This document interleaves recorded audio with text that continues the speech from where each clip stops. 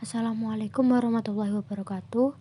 Nami kula Rosyatul Kamila saking sedasa IPA 3 SMA Negeri Model Terpadu Bojonegoro. Video niki tugas bahasa Jawi saking Bu Olive mengenai basa Rinenggo. Niki enten video kula nyanyi lagu campursari karanganipun Koko Tole ingkang judul Pringgapuk. Bakda niku kula bakal njlentrehaken basa Rinenggo kan enten ing lirik lagu campursari niku.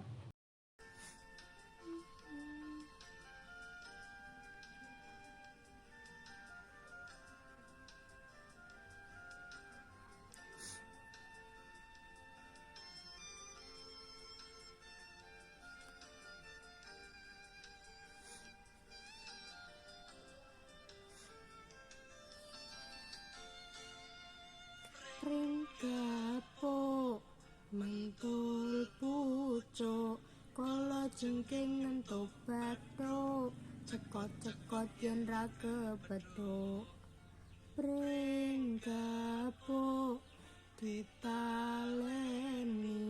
tiwas nyanding ora matuk gawe lara ati ora ngira yen banjur ngene dadine ati lara aku kok anggap sepele. Pringgapuk ra kena digawe ilir najan Allah lakune kudu dipikir. Pringgapuk ra kena digawe sejen timbang lara luwih becik urip ijen. Pringgapuk mentul pucuk diteruske saya ramuk.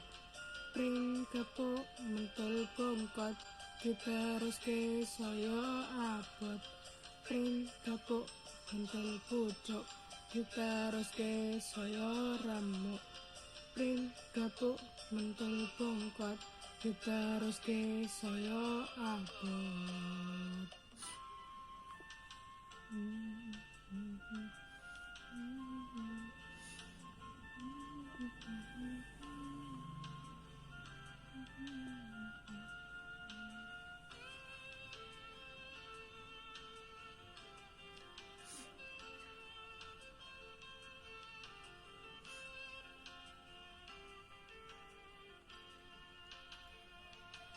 Ora ngira yen banjur ngene dadine ati lara aku kok anggap sepele.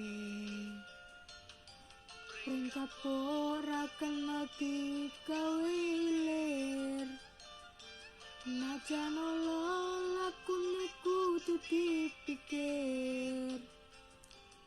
Pringgapuk ra kena digawe sujen timbang lara luwih becik urip ijen.